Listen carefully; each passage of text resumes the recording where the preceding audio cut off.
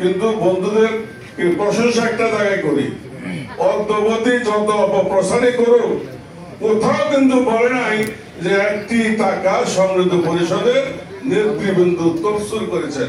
এটা ওনাদের ওনাকে সেলিউট করে, কিন্তু বিশ্ববিদ্যালয় নিয়ে গেছে এই কথাটা ভাই বারবার বলে দেশের মানুষের কাছে, এই সেক্টরের মানুষের কাছে নিজেরা বিভ্রান্ত হবেন না, মানুষকে বিভ্রান্ত করবেন না। নির্বাচন করুন, সমৃদ্ধ পরিষদ, আমরা বারবার নির্বাচিত দল, আমরা নির্বাচিত করি, আমরা নির্বাচনমুখী।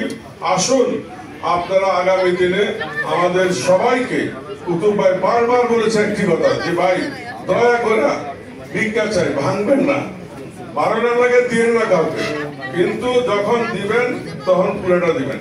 আমার সাথে অভিজ্ঞতা সম্পন্ন সাবেক নেতৃবৃন্দ আছেন যারা বারবার এই বিজেপিকে সেবা দিয়ে আসছেন।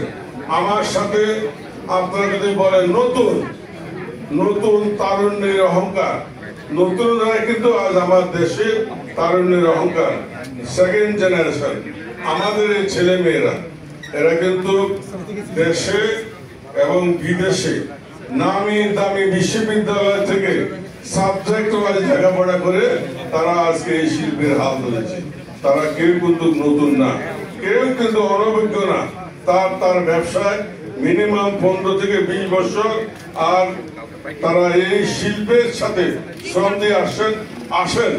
তরুণদেরকে প্রাধান্য দিয়া আমরা আগামী বিজেপিটা আমরা গড়ে তুলি। সবাইকে ধন্যবাদ। সরিষা সেন 35 থেকে 70 ভোট প্রার্থনা করে আমি আমার বক্তব্য শেষ করলাম। সবাইকে ধন্যবাদ।